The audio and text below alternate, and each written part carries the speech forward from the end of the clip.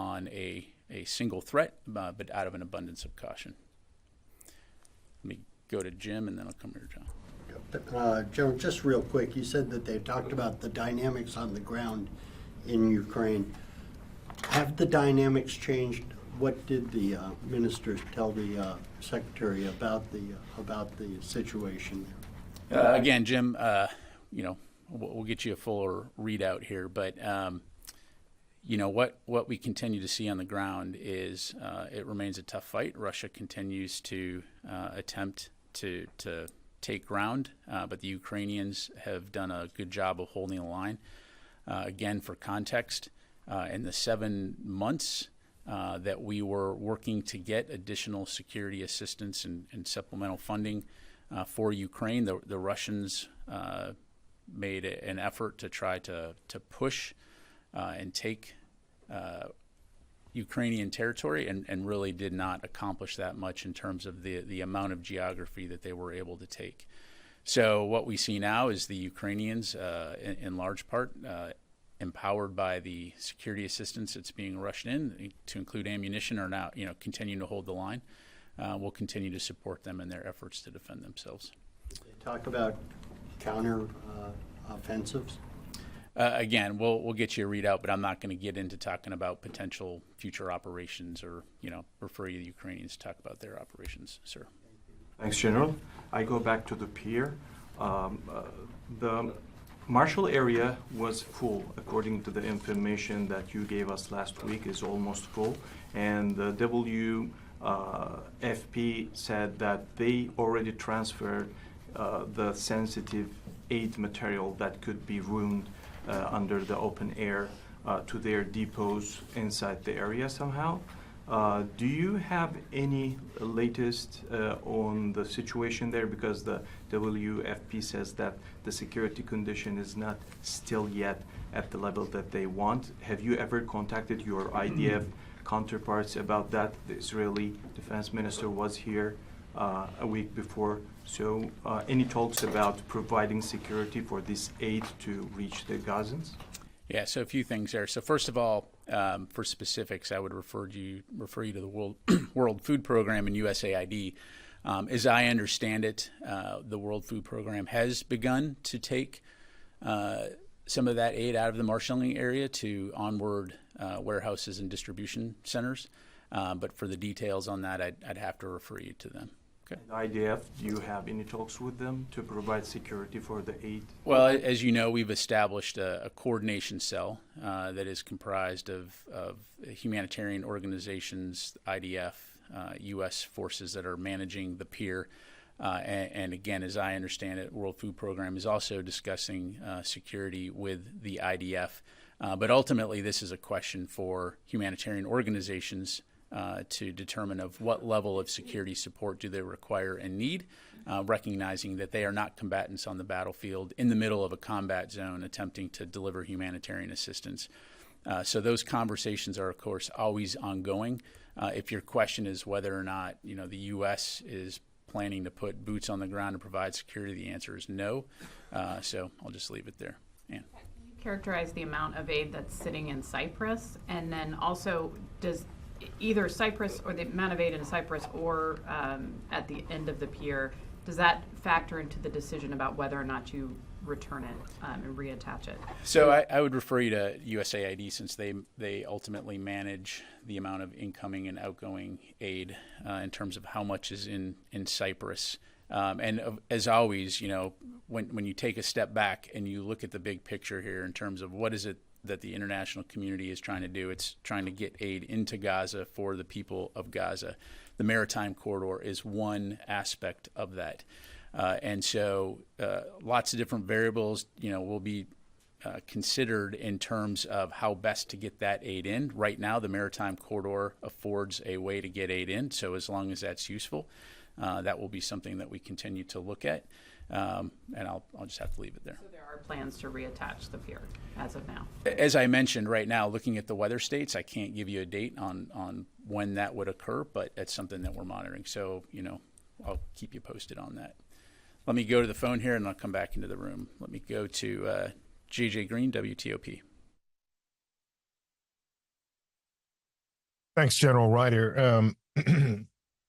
Talking with some U.S. allies and NATO partners today and in the last week or so, as they prepare for the NATO summit coming up, they've repeatedly talked about their concern as recently as today that they think Russia is likely preparing for an attack on a NATO country within the next 3 to 5 years.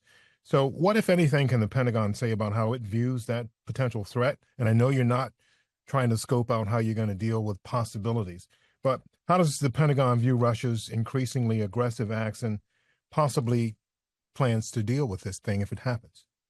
Yeah, thanks, JJ. Well, I mean, this is why Russia is taken into account in our national defense strategy. It's very clearly outlined as an acute threat, as evidenced by its actions in places like Ukraine and other malign activity that we've seen Russia being associated with over the last several years.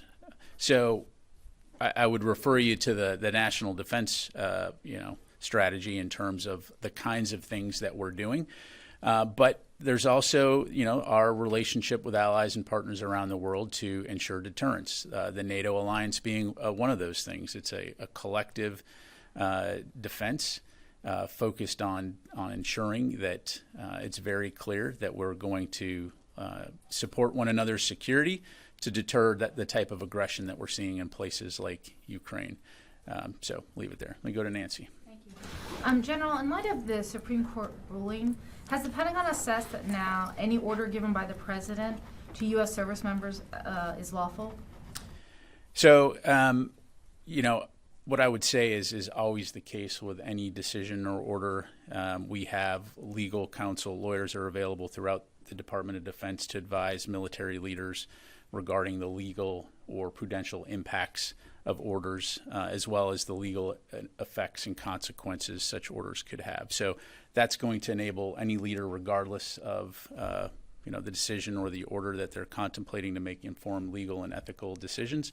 As it pertains to potential orders in the future or scenarios, I'm just not going to get into hypotheticals. Depending on doing a review of this, because the way the ruling is written, it would appear that if all official acts are protected from immunity, it's hard to understand a scenario that could be ruled as any order as illegal or even immoral at this point, is it not? Is there any sort of official review then, given the complexities of all this? Yeah, I mean, I appreciate the question, but again, I'm not going to get into a thought exercise other than to say that we, like always, have the benefit of legal counsel training on ethics standards, and any leader that is contemplating a decision or an order has the benefit of seeking that counsel to make an informed ethical and legal decision. So again, while I appreciate the question, I'm not going to get into hypothetical scenarios. I'm never interested in thought exercises. So what I'm trying to understand, though, is there any kind of formal review, or is it now being left to the discretion of individual commanders? Yeah, not that I'm aware of.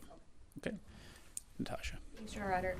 Can you give us an update on the F-16 training for the Ukrainians, where that stands at this point, how many have graduated, if any, and whether there's going to be another tranche going in for training? And then on the question of American contractors going into Ukraine, has a decision been made yet on whether that's going to be facilitated or allowed by the Biden administration in terms of DoD contracts for American firms that want to go in and help?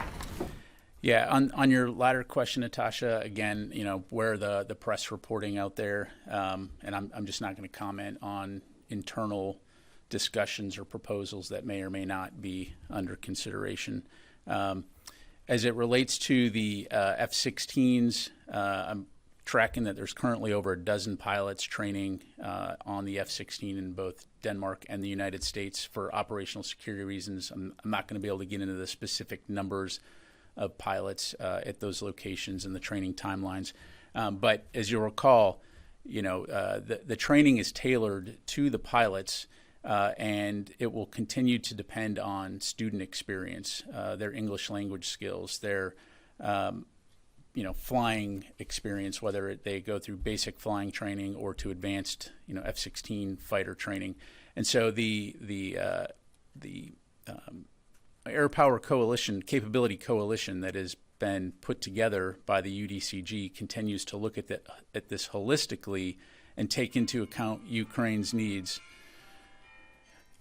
That's the alarm. Sorry, guys, that's all the time I have. Takes into account, holistically, not only the training aspect, but the logistics, sustainment, and maintenance aspects of this. So making sure that when the capability is provided to Ukraine, it's something that they are going to be trained and ready to execute in a safe, effective manner. So a lot of work continues to go into that effort, and I'm sure we'll have much more to provide in the near future. Track to finish and be completed for at least some of the pilots and have some of the capabilities actually moved to Ukraine this year? So as I understand, I mean, some of the pilots have already graduated and, have gone on to follow on training in Europe. But again, I'll let Ukraine talk to the specifics of where their pilots are and what their status is. But again, right now, the initial deliveries of F-16s, as you're tracking, are set to take place sometime this summer. So again, we'll have more to provide in the future on that. Yes, sir. Thank you. Could you please clarify when this newest military aid package to Ukraine will be announced? Is it going to be coming days during the NATO summit? Soon. That's as specific as I can get for you right now. But again, we'll keep you updated on that. And I appreciate the interest.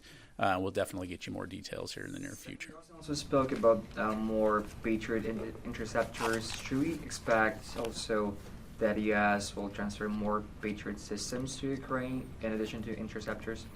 So I don't have anything to announce beyond what we highlighted earlier. Again, air defense is a capability that we recognize Ukraine needs, and so we're working with allies and partners throughout the world to identify capabilities and get those to them as quickly as possible. Let me take a couple more from the phone here. Jeff Selden, VOA. General, thanks very much. Earlier today, CSIS issued a report looking at satellite imagery showing 4 likely Chinese listening stations in Cuba, including one not far from Guantanamo Bay that had not been previously reported. Does the Pentagon have any reaction to this report, to these facilities, and what's the assessment of China's activity in Cuba in terms of expanding its surveillance capabilities? Yeah, thanks, Jeff. Did see the report. Not going to necessarily get into commenting or confirming the specifics in there.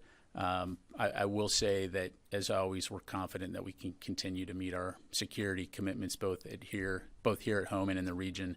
As you may have heard us say, or the White House say, almost a year ago, they've been tracking that these activities have been going on for decades. The PRC had completed an upgrade of its facilities in Cuba in 2019. We know that the PRC is going to continue to try to enhance its presence in Cuba, and we will continue to keep working to disrupt that.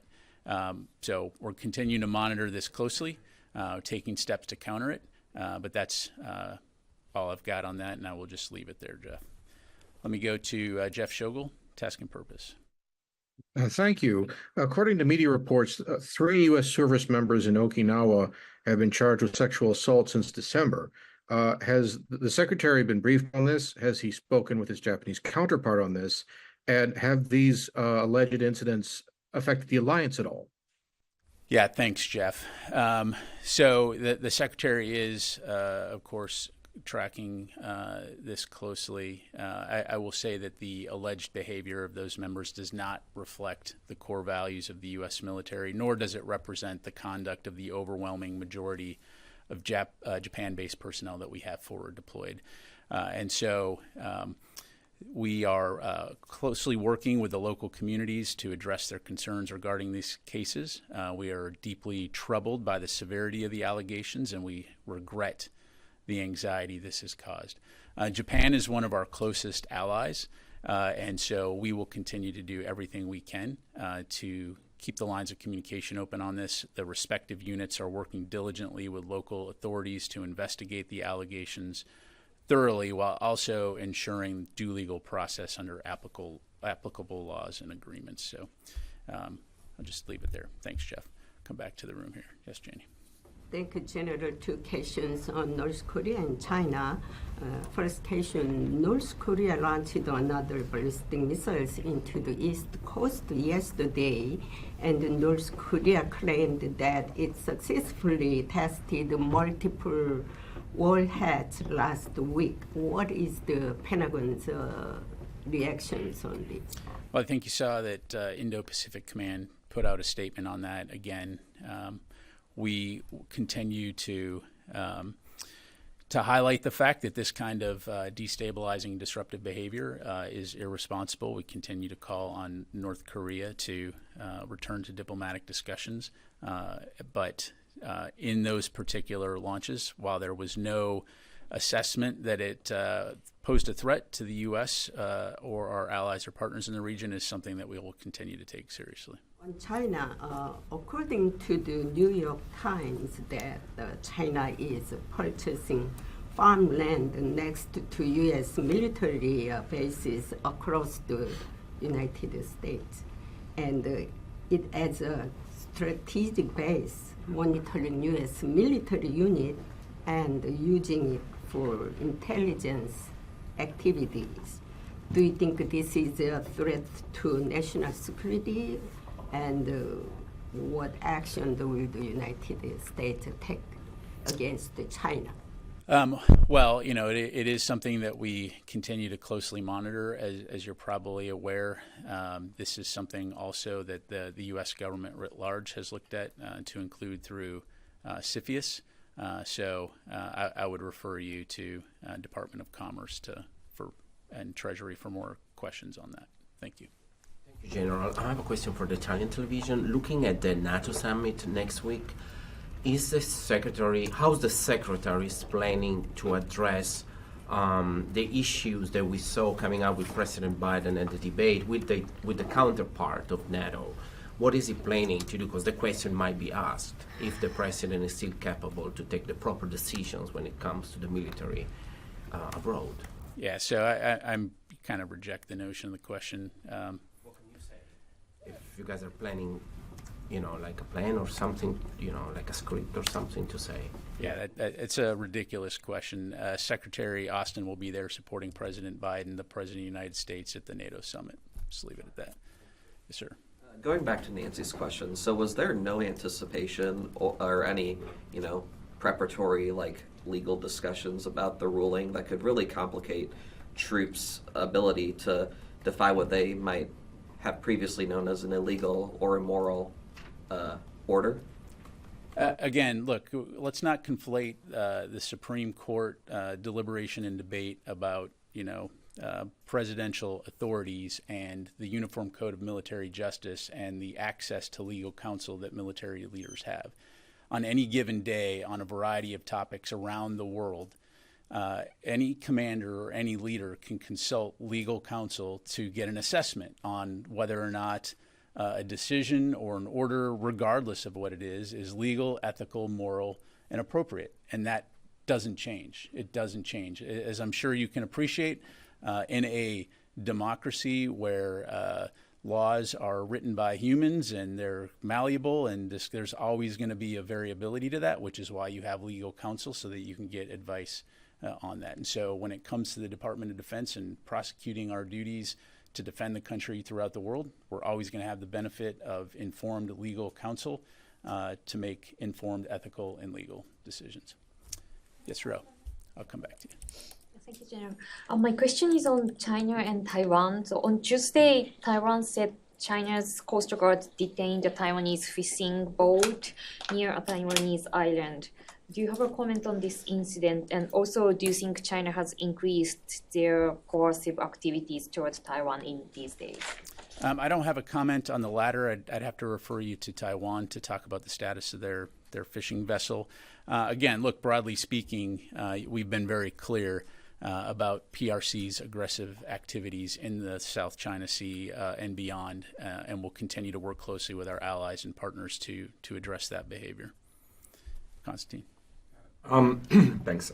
So on this line of questioning about the Supreme Court decision, I get what you're saying, that the Pentagon has lawyers available to consult for commanders to consult, but does the Pentagon feel that that is enough of a bulwark against a commander-in-chief that the Supreme Court has ruled to be pretty much immune from legal prosecution?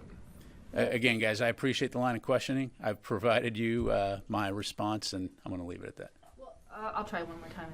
Okay, go ahead. I guess what we're trying to understand is, if this, you described it as a debate, but it was a decision by the Supreme Court, and that decision was that official acts are immune. And I think what we're trying to understand is, if the president, any order that he gives, does not face any possibility of prosecution, then how come U.S. service members could be charged for carrying out those acts? So I think what would help us, if there's a way to take the question, or maybe consider having somebody from General Counsel explain to us how they're thinking about it, because that's what we're trying to reconcile. Because the way you've explained it, a service member could follow exactly what the president told them to do and maybe face charges, and we're trying to understand why and under what circumstances. Yeah, and again, I appreciate the questions, but again, what I would tell you is, look, without getting into hypotheticals, every situation has to be assessed on its own merit, depending on the situation, the context of the situation. And if you are a military leader, you're going to have the benefit of consulting counsel or policymakers in terms of whether an order or decision is legal, ethical, or moral. That won't change. And so, again, I'm just going to leave it there. Would you mind just taking our request? And I've answered the question. In the next few days or so, could we talk to someone even on a background level to get a better understanding of how the department is thinking about this from a legal perspective? If we have any updates to provide, we'll definitely take that into consideration. Sir. Thank you very much. With the recent row of Houthis attacks in Red Sea, with more sophisticated weapons, so how much it is big concern for the United States after the Gaza war to keep its Arab allies safe from the possible attacks from the Houthis, because we know there is a possible deal between United States and Saudi Arabia, that is a defense deal, but that is linked with the Gaza peace process. So now what is the level of alertness for US in that region specifically? In terms of regional partners? Well, I mean, as you know, we maintain very robust relationships with partners throughout the Middle East and Central Asia region to address a variety of security concerns and threats, to include the Houthis. And so, as we've said for a very long time, we're focused on regional security and stability, and whether it's through exercising, whether it's through diplomatic relationships, whether it's through economic relationships, working to ensure security and stability, and that's not going to change. So that also includes addressing threats like the Houthis. Military assistance by the United States towards Pakistan. From year 2018, we have seen that the military assistance towards Pakistan were totally, you can say there is no military assistance from 2018. Only from this administration, we have seen only the civilian assistance. And from 2018, but the US was claiming that Pakistan is not doing enough to counter Al-Qaeda and Taliban. That was like key US demand from Pakistan. But now, as US is not there, at that time US was there in the region. And now Pakistan is going after Al-Qaeda linked groups, almost the TTP, the Pakistani Taliban group, and other groups. At this time, with this administration, any consideration for military assistance for Pakistan or other coordination regarding the ongoing Pakistani counterterrorism operations? Yeah, so I don't have anything to announce. As we talked about last time, the U.S. and Pakistan do share a security cooperation relationship, particularly focused on counterterrorism. We have a long history of working together in that regard. And so as opportunities present themselves in the future, I'm sure those conversations will continue to be ongoing. But in terms of any new security assistance, I don't have anything to announce. All right, last question. Yes, sir. Thank you, General. Some reports are claiming that Israel will begin an offensive operation on Lebanon in the second half of July. Do you have any signs about this operation maybe will be imminent? And what's your current concern about the possibility of border conflict? Yeah, I think, where we're still focused on is attempting to resolve these tensions through diplomatic means. And so that continues to be where Secretary Austin is focused and the U.S. government is focused. And so, whether or not there could be a conflict, I certainly hope not. I'm not going to speculate or get into hypotheticals other than to say, again, we appreciate the fact that it's tense right now. We don't want to see a situation where miscalculation could spiral out of control and cause a wider regional conflict. And so this is why it's important that we continue to focus on diplomatic resolution of the situation along the border. Thanks very much, everybody. Appreciate it.